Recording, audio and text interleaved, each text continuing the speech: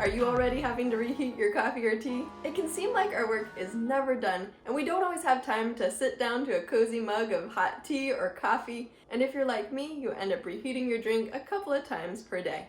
But I'm on a mission to reduce the amount of work that I have to do as a homemaker because it really just seems like it's unending. So whether you're a tired professional coming home at the end of the day and you don't want to deal with all of the clutter around you, or you're like me and you're always at home and you just want to improve your environment in your workplace, I'd really love it if you join me for another Declutter 5 Things in Your Kitchen video. Now, I gotta share with you, the reason I love doing these Declutter 5 Things challenges with you is because not everybody has the emotional or physical energy to just declutter everything in their house at once or pile everything.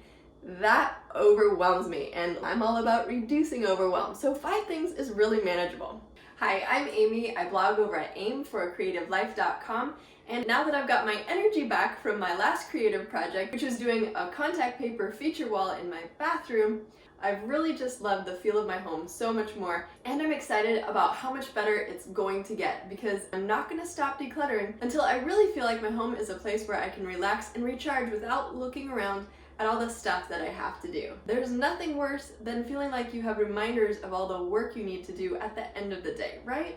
So I'm so glad that you joined me. Now, I know that a lot of you appreciated the last kitchen declutter, but I felt like I could do more to maximize my space by reducing some inventory. Let's get to decluttering those 5 categories in our kitchens together. Well, let's move over to that fridge. Are you distracted by something? Me too. Now, I talked before about how I committed to keep the front of my fridge clear of clutter since I replaced it.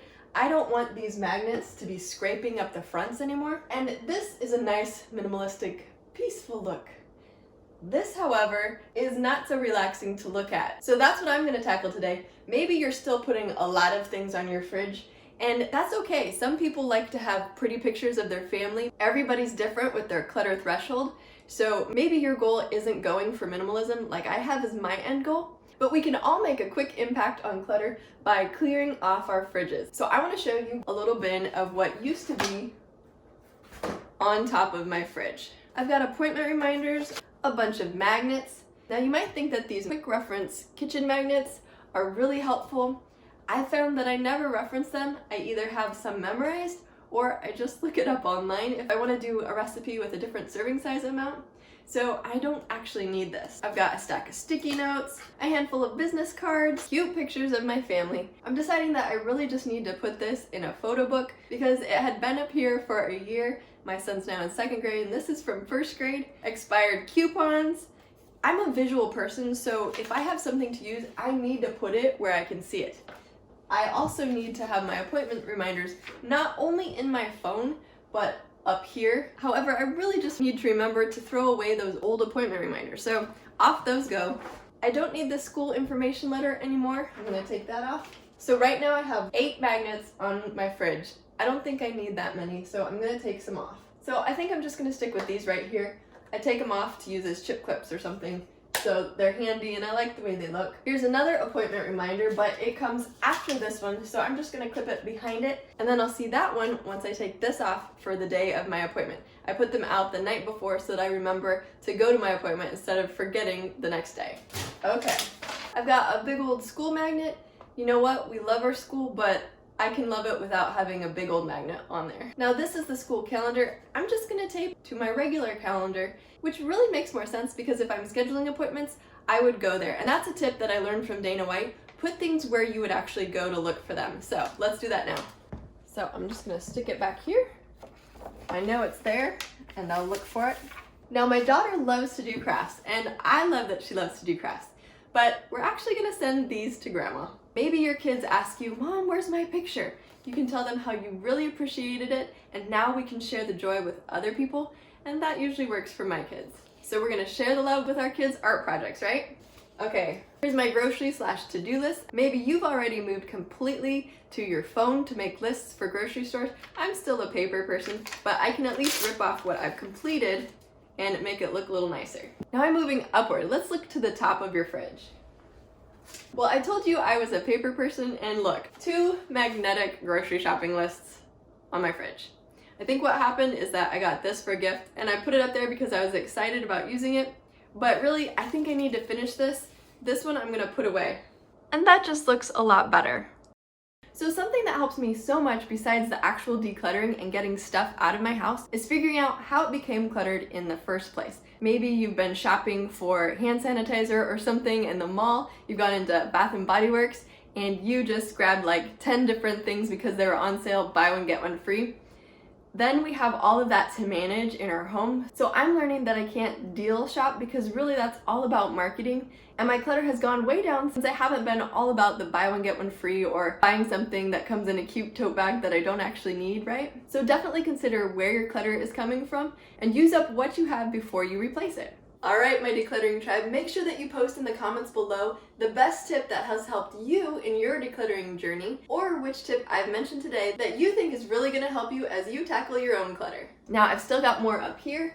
This is a bin that I put up here to keep my kids' lunch boxes in, but I've stashed some stuff in it. Here's a container, and we'll get to that a little bit later. Here's a lid, and I'm not even sure that I have the bottom, so I need to put that in the quarantine bin. And here's a DIY carpet powder container that I need to actually go take care of with some baking soda and lavender oil.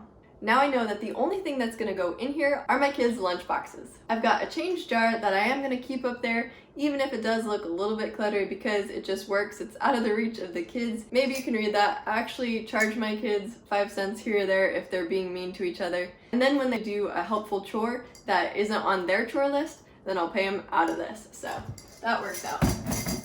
That's our medicine bin. It's working fine, and I decluttered it a little while ago, so I don't need to go there. Now let's open those cupboards and talk about plasticware and containers.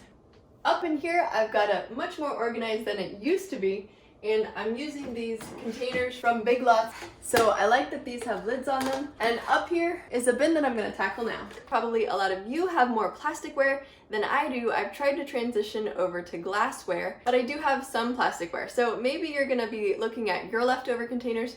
Right now, I'm looking at these. I really liked these when my kids were younger. They're reusable, so I felt good about that, BPA free, all that. But we've since switched to these. Now I want to share with you one really tricky hang up when it comes to clutter is occasional wear. Things that we think we'll use on occasion. That's why I don't really have a lot of like Christmas themed towels up right now. I don't want to have to store and dig them out and find them.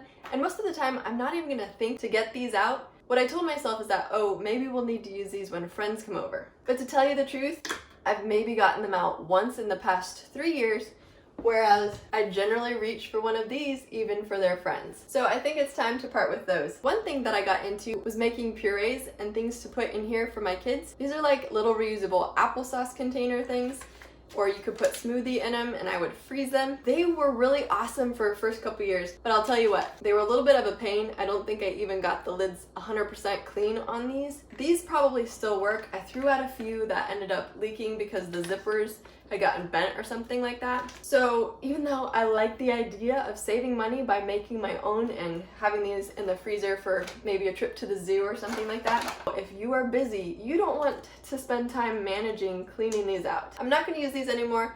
I don't think anybody else wants to use these, so I'm gonna recycle them. Moving on with containers, I should probably recycle this. I used to make kombucha and now I don't. I was really desperate to try things for health and kombucha was a really enjoyable treat. But those days are over for me. I don't have the time for it now. I've got more containers that I'm not using that are just crowding out my cupboards. So let's grab those right now. Okay. Here's a nice glass one. These are kind of expensive, so I might be tempted to keep it because I know how much it would cost to replace it. But when it comes down to it, I'm not using it. I don't need it, so I'm gonna donate it. All right, I've got this little guy, but I need to either relocate it or donate it. This is another container that has a lid. I don't actually know where the lid is, so I need to set that aside until I find it, but I'm not using it. I can get rid of it. Now let's talk about kitchen linens. I've got at least 2 exploding drawers of them. This is something that has frustrated me as I try to shove them into the drawer. Let's go to it. Cody's chilling out in bed. Some cleaning stuff back here and some wash rags. Somebody made this for me to match my carpet and I just love it. It's got the same pattern on it. Thank you if you're watching, Heidi. Is this crocheting or knitting? I don't know, she's skilled. I embroidered this, probably too small to even read it, but joy, and then there's like a dove. This is contained. This is really probably all I need for my kitchen. However, I actually have one more drawer. These have napkins and some more cleaning things, so I'd like to consolidate the cleaning stuff.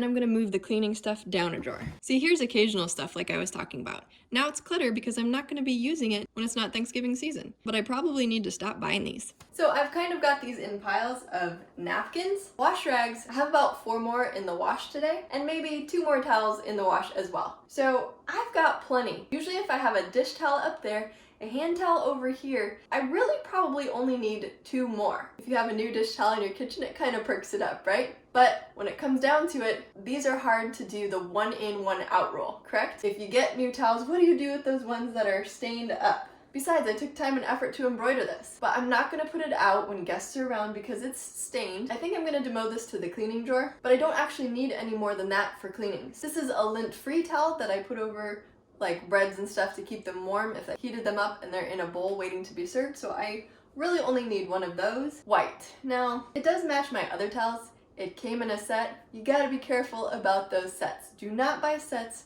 if the things in it aren't all things you're gonna use. So I'm gonna either give this away or donate it. I don't need this one. I do like this color. It's actually pretty new and nice, so I'm gonna put it together as a set and maybe somebody will want that. This is a really nice one too, but it is nice enough that I think somebody else might enjoy it. So I think I have another one of these floating around. So I would end up with 6 or 7 dish towels, and that's plenty for me. So I've decluttered by half. That's pretty good. Okay, if I remember right, I think I bought 2 sets of 6 of these because I just love the little birds on them, and I thought, well, they look holiday, but I can use them all year long. And I have 3 sets.